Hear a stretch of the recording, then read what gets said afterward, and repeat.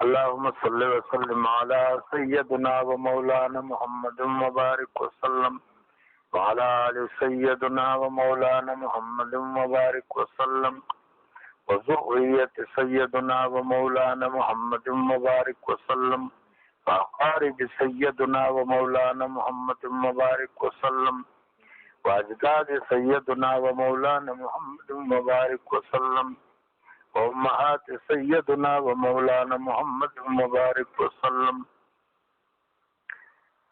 وأزواج سيدنا ومولانا محمد وبارك وسلم هن أمهاتنا أصحاب سيدنا ومولانا محمد وبارك وسلم. الحدیث الخمسون بیٹا 85 روایت ہے.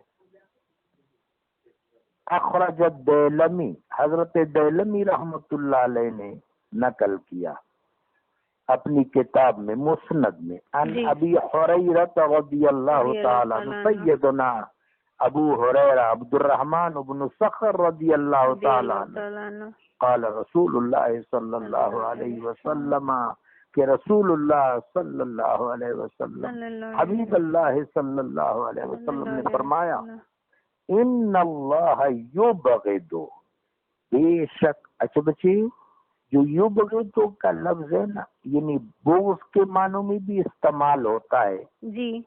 جب یہ ضمیر انسان کی طرف ہو تو پھر بغض رکھنا، نفرت رکھنا وغیرہ وغیرہ. صحیح.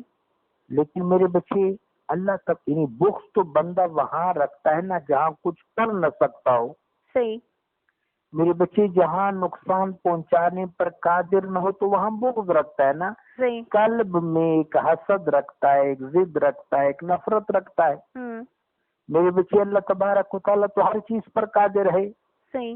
ٹھیک ہے، اللہ کا کرم، اللہ کا رحم اور اللہ کے رحم کا تقاضا یہ ہے میرے بچے کہ اللہ مخلوق کو ڈھیل دیتا ہے. صحیح. بالکل. اللہ ان کی رسی دراز کرتا ہے، اللہ ان کو مہلت دیتا ہے. اللہ تبارک و تعالیٰ چاہتا ہے کہ یہ نادم ہو جائیں، معافی مانگے، میں ان کو معاف کر دوں، یہ میرے غضب سے بچ جائیں. رب جلیل و جمیل کی حکمت یہ ہے بیٹا. بے شک. لیکن اگر وہ کریم چاہے بیٹا تو آن کے آن میں تلپٹ کر سکتا ہے. صحیح. لیکن اب یہاں میرے بچے یبغض کا اگر ہم ترجمہ کریں نا، چونکہ اللہ تبارک و تعالی جل شانہ کی طرف اس مضارع کا یا اس فعل کا اطلاق ہے تو ناپسند کرتا ہے، یہ ترجمہ زیادہ بہتر ہے. بچے ان اللہ یبغض، بے شک اللہ نامحبوب رکھتا ہے، ناپسند کرتا ہے.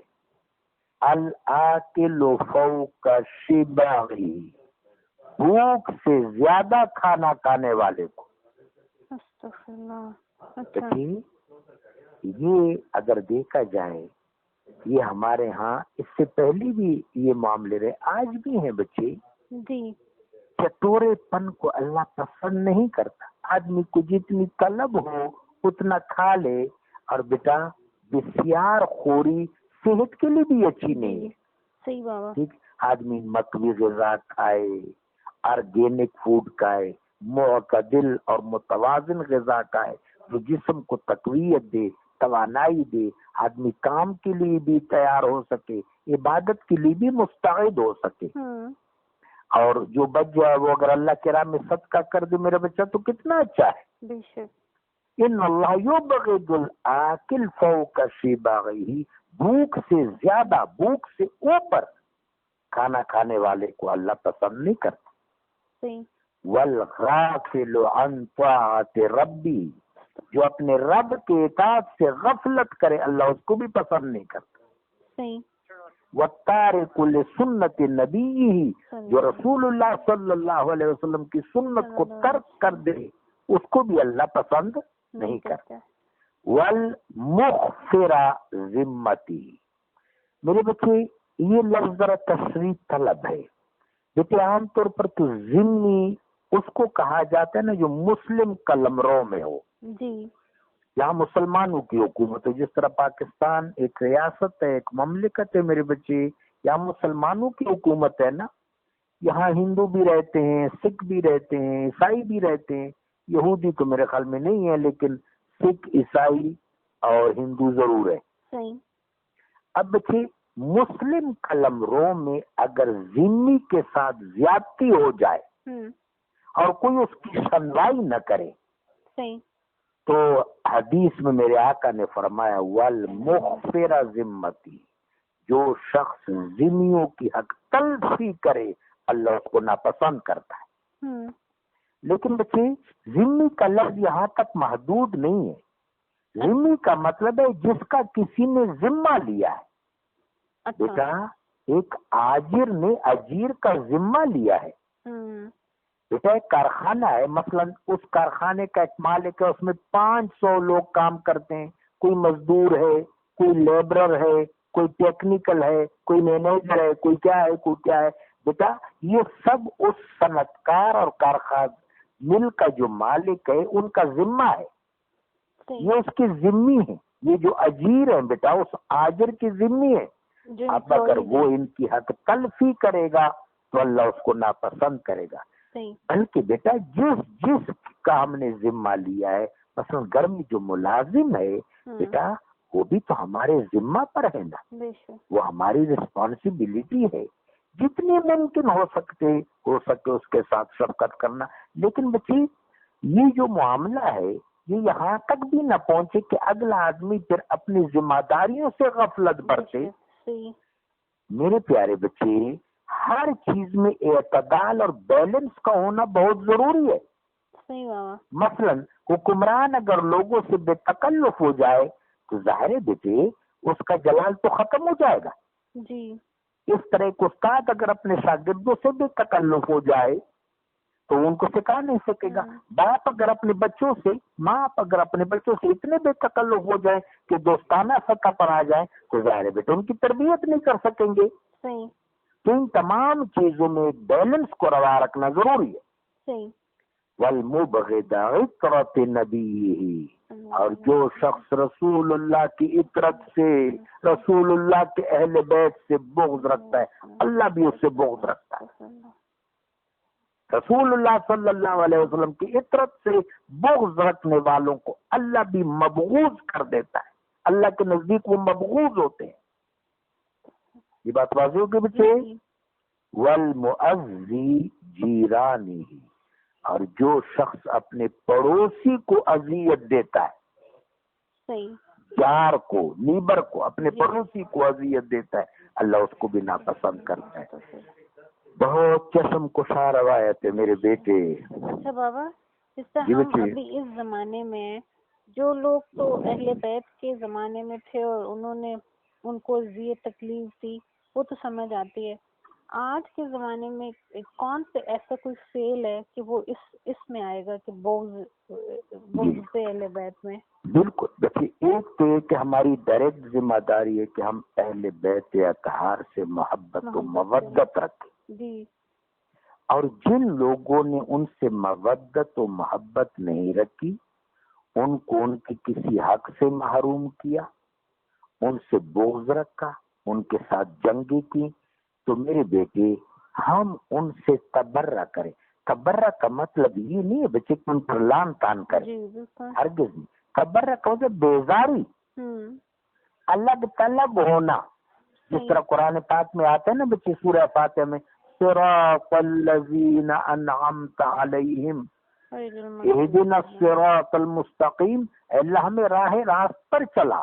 صراط الذین انعمت علیہم، ان لوگوں، ان ہستیوں کے راستے پر چلا جو جن پر تیرا انعام ہوا، جو منعم علیہم ہیں، یعنی انبیاء علیہم السلام، صدیقین، شہداء، صالحین، غیر المغضوب علیہم ولا الضالین، اور جن پر تو غضبناک ہوا، جو گمراہ ہوئے، ان کے راستے پر ہمیں نہ چلا، ان کے راستے سے ہمیں محفوظ رکھ. تو میرے بچے جن ہستیوں نے اہل بیت سے اطہار سے محبت و مودت کی ان سے تولا کرنا، اور جنہوں نے اہل بیت اطہار کو محروم کیا، ان سے بغض رکھا، ان کے ساتھ جنگیں کی، ان کو اذیتیں دی، بیٹا ان سے کیا کرنا؟ اظہار بیزاری کرنا. یہ آج کل میں سمجھتا ہوں صحیح طرز عمل ہوگا. کیونکہ بابا اس میں بھی تو مسئلہ ہے نا کہ آج کل جو یہ فرقے ہیں ان میں بعض جو صحابہ ہیں بڑے بڑے جو سابقون الاولون ہیں ان کو بھی جو مطلب بعض اہل تشیع ان کو بھی مختلف چیزوں میں بیٹے وہ میں آپ کی بات سمجھ گیا ہوں بیٹے. اب جس طرح باغ فدق کو لے لیں جی باغ فدق حضرت ابوبکر صدیق رضی اللہ تعالی عنہ کے پاس اپنی دلیل تھی. گو کہ وہ روایت شاذ ہے بچے, روایت وہ شاذ ہے کہ نحن معشر الانبیاء لا نورث, اس کے راوی صرف حضرت ابوبکر صدیق ہیں رضی اللہ تعالی. تو باغ فدق تو انہوں نے سیدۃ النساء العالمین کو نہیں دیا, لیکن بیٹا باغ فدق کی آمدنی اس طریقے سے خرچ ہوتی رہی جس طرح میرے آقا علیہ السلام کے دور میں خرچ ہوتی رہی.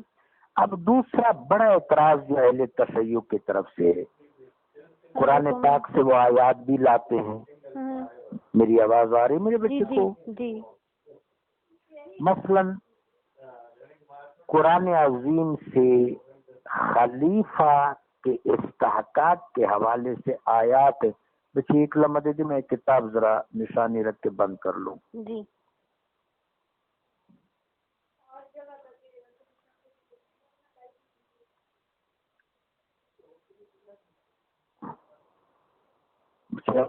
ذرا ہولڈ کر لو میری پیاری بیٹی, بس صرف چائے لا دو, کھانا نہیں کھانا, اونلی چائے لا دو. اچھا بچے کیا کہہ رہا تھا؟ خلافت کی بات ہو رہی تھی, خلیفہ کی. بچے ان کا موقف یہ ہے, اور یہ موقف صرف اہل تشیع کا نہیں ہے, علماء اہل سنت میں سے بھی بلکہ صوفیاء کرام میں سے بھی کئیوں کا یہ موقف ہے بیٹا. قرآن عظیم میں خلافت کے استحقاق کے حوالے سے علم اور شجاعت کی بات ہے. ظاہر علم اور شجاعت میں سیدنا علی کرم اللہ تعالی وجہ الکریم بہت سربراہ تھا, اور پھر کئی مواقع پر نبی کریم صلی اللہ علیہ وسلم نے ان کو اپنا خلیفہ بنایا.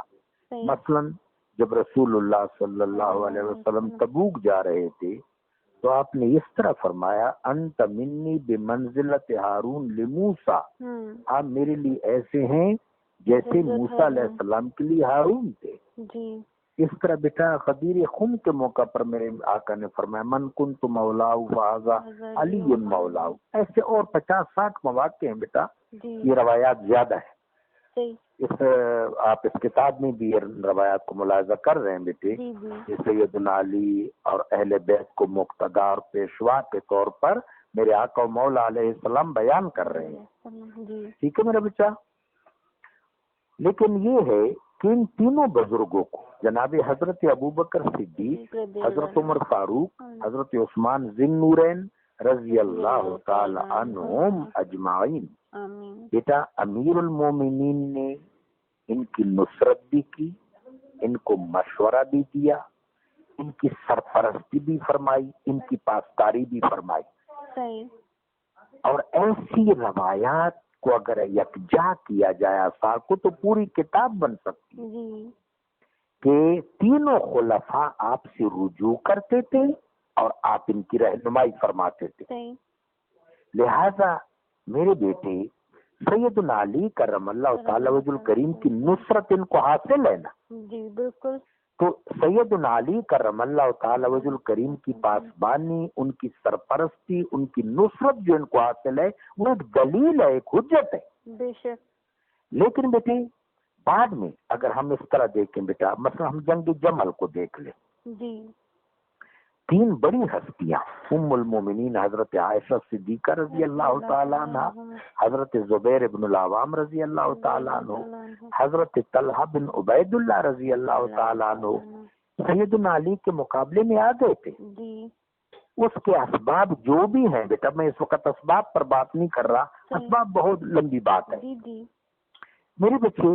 لیکن جب حضرت زبیر ابن العوام سے امیر المومنین نے فرمایا کہ زبیر, یاد ہے ایک دفعہ رسول اللہ صلی اللہ علیہ وسلم نے آپ سے کہا تھا کہ زبیر وہ دن कितना अजीब होगा जब तुम अली से नाहक लड़ोगे। तो हजरत जुबैर फौरन मैदान से हट गए, बिल्कुल तन्हा वादी में चले गए, वो नमाज पढ़ने लगे। जरमूज नामी एक बदबख्त ने आपको शहीद कर दिया। उसके बाद बेटे हजरत तलहा बिन उबैदुल्ला रजी अल्लाह ताला अन्हु से भी यही जुमला सैयदना अली करमल्लाहु ताला वजहुल करीम ने कहा। वो भी मैदानी जंग से पलट गए। मरवान बदबख्त ने उनको जहर आलूद तीर तखने में मारा, जिसके सदमा से आप शहीद हो गए। हजरत सैयदना अली करमल्लाहु ताला वजहुल करीम जब उनके लाशा पर के करीब से गुजरे तो घोड़े से उतरे। बेटा उनके बाएं हाथ को अपने हाथों में लिया और चूम लिया और फरमाया कि इस हाथ ने रसूलुल्लाह से कितनी आफतें दूर की। जंग ओहद में जब काफरों ने सरकारे दो आलम की तरफ तीर फेंके तो हजरत तलहा बिन उबैदुल्लाह ने अपने हाथों पर रोके थे, जिसकी वजह से उनका बायां हाथ सल हो गया था। तो बेटा सैयदना अली करमल्लाहु वजहुल करीम उनकी मैयत के करीब आबदीदा हो गए थे। फिर जब हजरत तलहा बिन उबैदुल्लाह के फर्जंद अब्दुल्ला बिन तलहा बिन उबैदुल्लाह कूफा में आपको मिलने आए तो आप खड़े हुए उनको गले से लगाया और फरमाया बेटे लगता है ये आयत मेरे और तेरे पितर के बारे में नाजिल हुई है। वनज़अना मा फी कुलूबिहिम मिन गिल्लिन इख्वानन अला सुरुरिन मुतकाबिलीन। बेटे इस तरह उम्मुल मोमिनीन जब उनका होदज ऊंट से गिरा तो आप उनके पास गए और आपने फरमाया अस्सलामु अलैकी या उम्मुल मोमिनीन अफ़ल्लाहु अन्की। उम्मुल मोमिनीन आप पर सलाम, अल्लाह आपको माफ कर दे। उन्होंने भी उन्होंने इस तरह जवाब दिया अस्सलामु अलैका या ज़ौज फातिमा अफ़ल्लाहु अन्का। है फातिमा के शोहर सलामुल्लाह अलैह, आपको अल्लाह माफ कर दे, आप पर सलाम। बेटे सुनो हो गई ना। तो लिहाजा अब लेकिन कुछ लोग ऐसे थे बेटा जो आपके खिलाफ नबर्द आजमा रहे। उनमें वो मुआविया बिन अबू सुफियान हैं, अमर बिन आस हैं, मुगीरा बिन शाबा हैं, मुस्लिम बिन अरता हैं। ये लोग आपके खिलाफ नबर्द आजमा रहे बेटे। लेकिन ये है कि जो हुक्म हमें अमीरुल मोमिनीन ने दिए, मसलन सिफीन से जब आप वापस आ रहे थे बेटा, नहजुल बलागा के शरह में इब्ने अबिल हदीद अल मुअतज़ली ने ये बात लिखी है कि बेटे उस तरफ से आप पर सब खत्म होता था ना जो मुआविया का टाइम था, तो आपके लश्कर के कुछ लोगों ने भी उन पर सब खत्म शुरू कर दिया। तो अमीरुल मोमिनीन ने उनको जमा किया और फरमाया ला तसुब्बु मुआविया वज़कुरुल्लाह, उनको सब खत्म न करो, इन कामों में न पड़ो, अल्लाह का जिक्र करो। तो मेरे बच्चे जो तलकीन व इरशाद अमीरुल मोमिनीन का है उसी ही को फॉलो करना चाहिए। बिल्कुल ठीक है बच्चे। जज़ाकल्लाह। औ कमा क़ाल सल्लल्लाहु अलैहि व आलिहि व बारक व सल्लम।